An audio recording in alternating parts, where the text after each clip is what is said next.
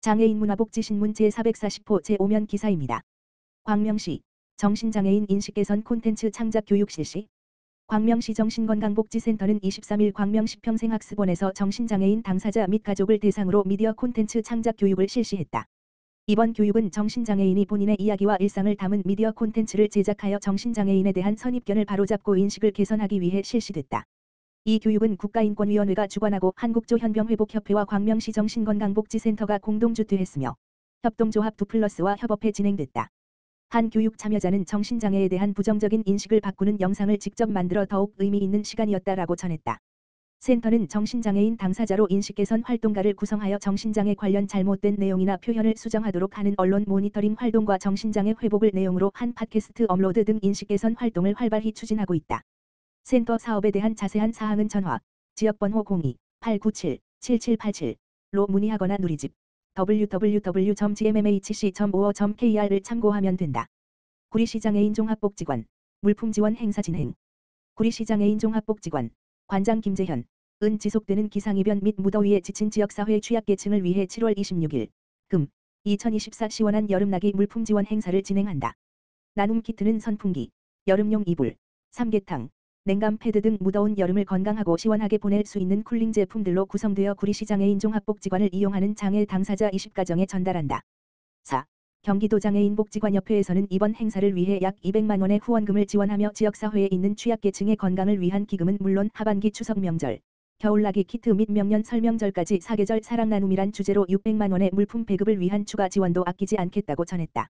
김재현 구리시 장애인 종합복지관장은 이번 나눔 키트를 통해 계속되는 장마와 폭염으로 지친 지역사회의 진심 어린 마음이 전해지길 바라며 앞으로도 복지 사각지대에 처한 소외계층 장애 당사자를 위해 노력하는 복지관이 되겠다라고 소감을 밝혔다. 광주시 치매안심센터 참좋은병원 업무협약 체결. 광주시 치매안심센터는 22일 치매 검진 사업의 원활하고 효율적인 추진을 위해 참좋은병원과 업무협약을 체결했다. 참좋은병원에서 진행된 업무협약에는 조정호 시 보건소장, 원종화 참좋은병원장 등 10여 명이 참석했다. 이번 협약에 따라 치매안심센터는 치매 원인에 대한 감별검사가 필요하다고 판단되는 치매 의심 대상자를 협약병원에 의뢰하고 기준 중위소득 120% 이하의 대상자에 대해 검진비를 지원한다.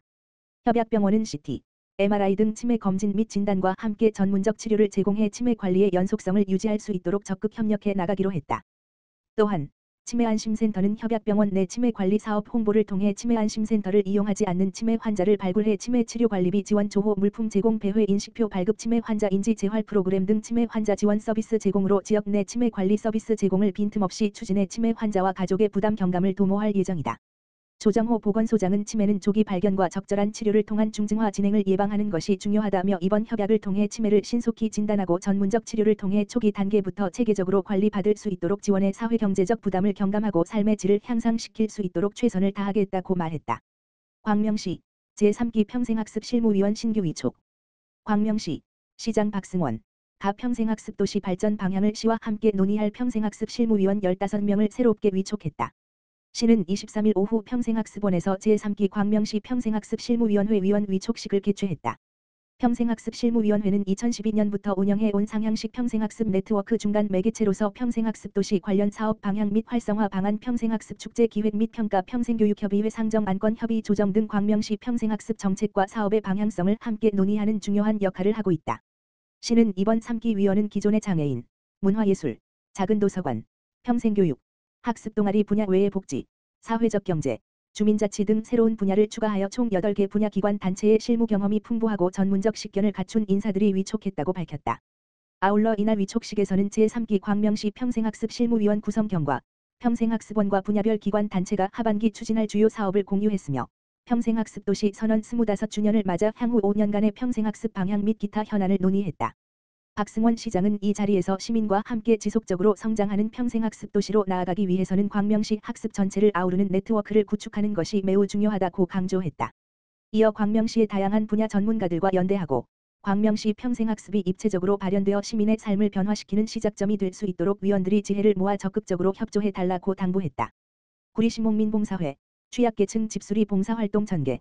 구리시 시장 백경현은 구리시 목민봉사회 회장 윤재근 가 7월 20일 인창동 소재 홀몸 어르신 가정에서 회원 10여 명이 참여한 가운데 집수리 봉사를 전개했다고 밝혔다. 이번 취약계층 집수리 봉사활동 사업은 구리시 목민봉사회가 2024년 구리시 시민참여형 공익활동 지원사업에 선정되어 열악한 환경에 놓인 이웃에게 쾌적한 주거 공간을 제공할 목적으로 추진됐다. 이날 집수리 활동은 노후화된 주택의 장판 교체, 화장실 천장 교체, 레드 교체 공사 등으로 진행됐다. 집수리 대상 어르신은 주말에도 최선을 다해준 봉사자들에게 진심으로 감사의 마음을 전했다. 윤재근 구리시 목민봉사회장은 집수리 봉사를 시작한 후 변함없이 성실하게 활동에 임해주는 목민 2기 봉사자들에게 깊은 감사를 드린다라며 앞으로도 소외된 이웃에게 작은 행복을 안겨주기 위해 항상 초심으로 최선을 다하는 봉사자가 되겠다라고 전했다. 한편 구리시 시민참여형 공익활동 지원사업에는 다양한 지역사회 문제 해결을 위한 어르신 정서학교, 범죄 피해자 보호를 위한 생계 물품 지원, 주민 참여 환경 캠페인, 연극교실 등 12개 단체의 사업이 선정되었으며 하반기부터 본격적인 활동을 이어나가고 있다. 광주시 미니태양광 보급 지원 사업 추진 설치비 80% 지원. 광주시는 신재생 에너지 보급 확대와 시민의 전기료 부담을 줄이기 위해 2024년 광주시 미니태양광 보급 지원 사업을 추진한다고 22일 밝혔다. 미니태양광 보급 지원 사업은 태양광 모듈 설치 공간이 협소해 3kW 용량의 지원 사업 참여가 어려운 아파트, 빌라의 공동주택 베란다와 단독주택 옥상 등 작은 공간에도 세대당 1kW 이하의 미니 태양광 발전 시설을 설치할 수 있으며 이번 사업에서는 435W 1장과 870W 2장 중 용량 선택이 가능하다. 시는 경기도와 함께 5천만 원의 사업비 내에서 70세대를 대상으로 설치비의 80%를 지원할 방침이다. 자세한 제품 정보 및 신청 절차 등은 광주시 홈페이지에 게시된 신청 모집 공고를 참고해 사전에 선정된 참여업체를 통해 신청하면 된다. 시 관계자는 태양광 발전은 주택에 남는 공간을 활용해 친환경적인 방법으로 월 평균 1만 원의 전기요금 절감 절약 효과가 있어 설치한 시민들의 만족도가 매우 높다며 많은 참여를 당부했다.